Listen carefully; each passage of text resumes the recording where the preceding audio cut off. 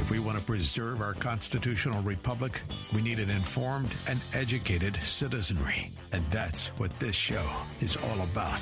Find out what's really happening. It's time to stop the lies and learn the truth. This is The Real Story with your host, Jeanne Ives. Okay, listen, this is a really important discussion, and, we really need to talk more about who's paying the freight when it comes to supporting Illinois with jobs, and usually it is your small business members, and we just don't pay enough attention to them, and certainly Governor Pritzker doesn't pay enough attention to them. And I wanted to just kind of hit on where we sit when it comes to unemployment and things like that. And this article came out from Illinois Policy Institute. Illinois unemployment rank hits 12th in the United States. It's the best ranking it's had since the pandemic. And of course, we know it was only maybe 6 months ago that Illinois finally recovered the jobs that it had lost during the pandemic. So it took them about 5 years to recover those job losses. And so now the unemployment rate is 4.6%, but that is still higher than most of our neighboring states and the national average of 4.1%. Now, you're like, okay, it's good news. Yes, certainly it's good news. We have added jobs. We added between June of 2024 and 2025, Illinois added 35,000 jobs, representing a growth rate of 0.57%. That puts the state 38th nationally for job growth as well, okay? Now, here's the kicker, all right? Local government added, of these 35,000 jobs, local government added 19,900 jobs. State government added 3,800 jobs, making taxpayer-dependent hiring the state's biggest job market. Private education and health services growth was strong, accounting for an additional 22,900 jobs. Well, we know health services is also related to government spending. Now, what's interesting here too, when you go to manufacturing, we actually lost 6,500 jobs. We lost 6,500 jobs. We should be a manufacturing center. And I know that we still have a lot of manufacturers out there. But increasingly, we're losing manufacturing jobs, and there's probably a myriad of reasons for that. If you're one of the big boys, if you've got a long-established company here, and, it's just really difficult to move all that operation and that equipment, it's understandable that you just kind of wait it out here in Illinois for as long as you can, but certainly there's not expansion. But manufacturing lost 6,500 jobs, and those are good paying jobs, great jobs. Well, here to discuss that and much, much more is John Ekberg. He runs Circle Boring and Machine Company.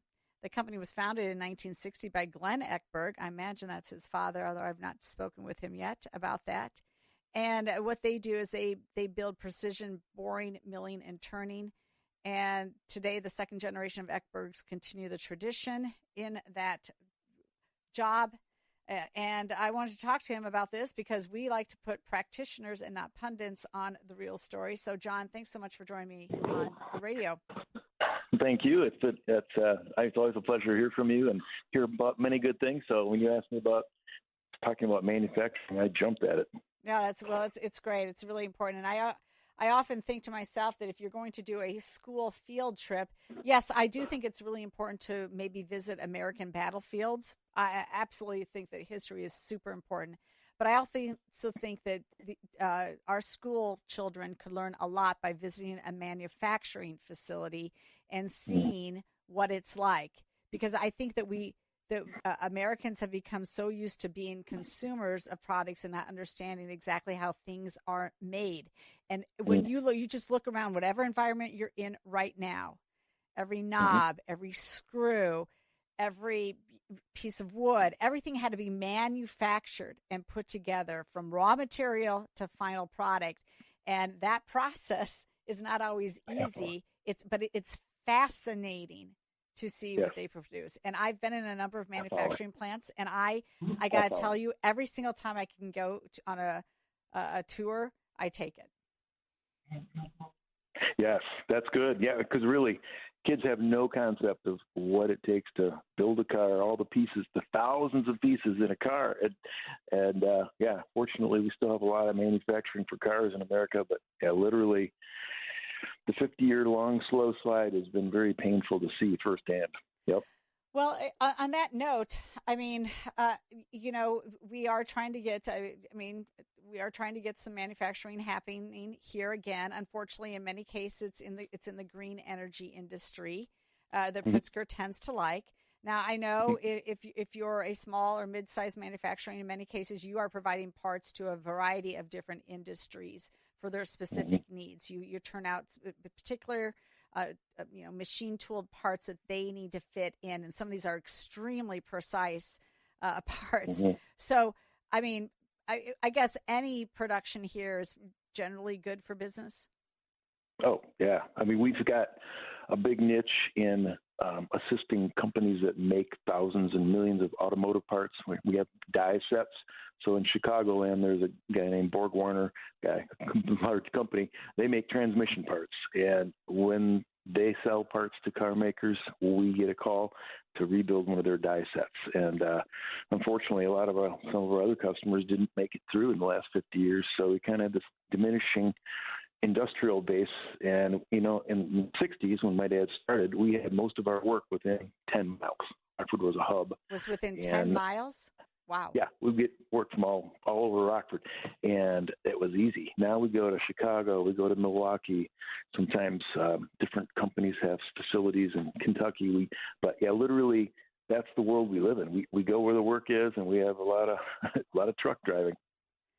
Yeah, so that increases prices for everybody all around when you can't actually when you actually then have to ship the parts elsewhere. Correct. So when it comes to the business environment in the state of Illinois, I noticed that you're part of the Technology and Manufacturing Association, which is how I got connected to you, and I know those folks fairly well, actually. Good folks. Yeah, they're very good folks, and I know that you are pretty excited about the fact that there was legislation passed for a task force that essentially is going to be a working discussion about how to help small and mid-sized manufacturing specifically in the state of Illinois. Now, I served on the Labor and Commerce Committee. I called it the Labor Not Commerce Committee. I was on that committee for 6 years and the minority spokesperson for 4 of those 6 years. And I will tell you, I think we know how to help businesses. I think we just don't do it. So what are you trying to get out of the legislature down there that would help your business? Oh, my. Well, first of all, I do applaud some of the state rep in the Rockford area who is a Democrat, Dave Vella. He doesn't come from manufacturing. I applaud him for being a part of this task force. From my time on the county board, there was Republicans and Democrats, of course, and to a person, none of the Democrats were manufacturing persons. They certainly didn't own a business in manufacturing, and most of them were retired public sector workers. God bless them. But they were like, I don't know anything about manufacturing. So I was more than happy to tell them. I mean, I'm glad that they are talking about it. But seriously, they need to talk about things like basically lowering the cost of doing business. And number one, for most people, the manufacturers especially, is workers' comp. Yes. I know this for a fact because I run the HR of my small company, which I do a lot of hats, but essentially workers' comp it's a multiplier. Let's say you pay a person $100, and in expensive states like Illinois, it's in the 5 to 6% of that $100. So $5 or $6 of every $100, you pay that to your workers' comp insurance premium. Well, Illinois is like $1 or $2 more than Wisconsin, and $1 or $2 or $3 more than Indiana and other states right around us. So it's not that. It's literally the tort. It's the legal environment, and so that's like, why don't you guys just figure out why all your trial lawyers are making so much money? That's number one. Okay, so what about other issues like the other article that came out from Illinois Policy is that we are now number one in property taxes. What about the electrical costs that just everybody had a skyrocketing? I imagine you guys are a heavy user of electricity. I mean, are those factors as well that you guys are talking about? So our company, it's like 19,000 kilowatt hours per month. So we don't use a lot compared to some, but we've been fortunate enough 20 years ago to be it's like you find a broker and he negotiates for like 2 to 3 years out for you, and so we're locked into a great rate because we locked in a year ago or two, and so but when that time comes up, I know it's going to be bumped way up, and literally the ideas that they have to close down coal-fired power plants and natural gas-fired power plants has been just ridiculous because in China, they're opening up coal-fired power plants as fast as we are shutting ours down. And the reason is they want power because they want economic dominance. And, I mean, there is no doubt in my mind. Illinois, well, power is the master resource, so you can't do anything. You can't operate at all without that. That's the start. Yep. Yeah. Well, and think about Southern Illinois. It's awash in oil. I mean, that is, if you drive down to Effingham, you look on either side, there's a lot of oil rigs. And that's because this is not recent, but 50, 70 years ago, it was a lot of oil. And, of course, coal produced or mined down there. And that's a resource that made Illinois really strong. And, of course, now that they've gone away from that, Southern Illinois is hurting economically, and that's part of it. Okay. Well, I mean, so the regulatory reform, obviously, work comp reform, which was always a topic of discussion when I was there as well. Both of those are still top of the list. Right. Are they listening to you, or is this going to be a whitewash? Well, I do talk to my current state rep, and he's a Democrat. They say they appreciate your input, but really we all know the first vote's the only one that makes difference when they get to Springfield. It's who's going to be the Speaker of the House. And, of course, the Speaker of the House has no interest in really listening to manufacturing. It's all about power consolidation and getting their stuff. But they got to look at the caterpillars that are not building plants here. They're closing slowly but surely, and they're moving out. And I mean, sooner or later, the Democrats, which represent Peoria and Rock Island and others, they got to be talking to Chris Welch and others that are big leaders. But I think they really don't mind that slow wind down as long as they keep their majority. So I'd hate being partisan here. Maybe you don't want me to be, but it's kind of the problem. I'm 100% partisan. So yeah, no, I mean, yeah. So no, I agree with you. I don't think that I think that like this isn't going to happen because they know where their bread is buttered, and it's the trial lawyers and the labor unions, and the labor unions like these work comp deals that they get as well. And in fact, I think there's in some cases selling the insurance on the back end that protect their own employees. So certainly 150 does that with their health insurance plans. So I don't know. I do have one thought in mind. Yes. So here's one thing that Democrats really do like to do. They say, "Oh, we're gonna have education," and that's a good thing. Don't get me wrong. The public schools in Rockford have really, and it's not the state of Illinois. It's just common sense. People in the schools are going like, you know what? Kids come out of high school and they go off to college and they get their $100,000 degree or debt, and they don't have a job in their fields. While the people like us that are like, we'll get a kid out of high school and we'll teach them on the job, or they'll go to a night class. In 3 years, they're making $30 some an hour. And that's a lot more attractive to make money in that first 4 to 6 years out of high school than big debt. So, but the Democrats love to talk about education, and I'm glad, but they don't really think about, if you don't have a prosperous companies, what are you teaching them for? And the best way I think is to learn is on-the-job training with a company that's going to do what, all it takes to make that person productive. And they just don't even, the concept is like, oh, we'll just give them education for education's sake. And it's like, well, you need to have a prosperous economy. And that's what the Democrats don't really know how to do. So that's the big game. John, you hit on a really good point here because I have worked with Associated Builders and Contractors. They're your private sector, contractors generally, and they have tremendously advantageous training programs where you don't even have to pay anything for it. They'll pay you as you apprentice into the job, and you immediately you're starting out at really good rates of pay. And this is work that's not going away. This is like the dirty jobs episode. We need these skilled laborers. Are you finding a problem finding labor that stays? I know that that's a problem. It is. So if you look at all the, I'll call it industrial / construction type jobs, you really have to look at, I don't know how to describe it, but manufacturing, we get purchase orders a lot of times from outside our region, meaning the guy in Chicago that sends us a purchase order to get a steel die set made. And that's where, new money is kind of like new blood into a community. In Rockford, we were such a manufacturing powerhouse. We literally had the highest per capita income in the United States in the 1960s. Wow. So what that means is we had a lot of really highly paid engineers, and then young people or people from Arkansas or Minnesota came to Rockford, and they were sharecroppers, and then they became a machinist. And then because it was such a hub, you could jump to another shop for a little more pay, and so it was very mobile.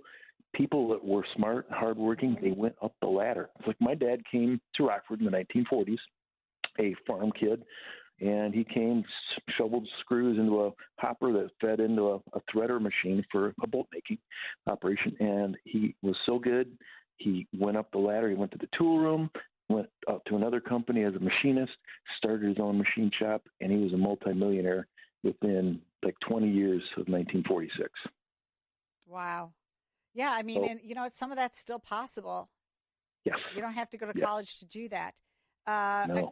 I will say this, though. When it comes to Rockford School Districts, you're going to need to maybe educate them a little bit, because only 23% of them are at grade level in English, and only 13. No, I'm sorry, for the high school level, 15% at grade level in English, 8% in math. You might need some math skills to do some of what you do.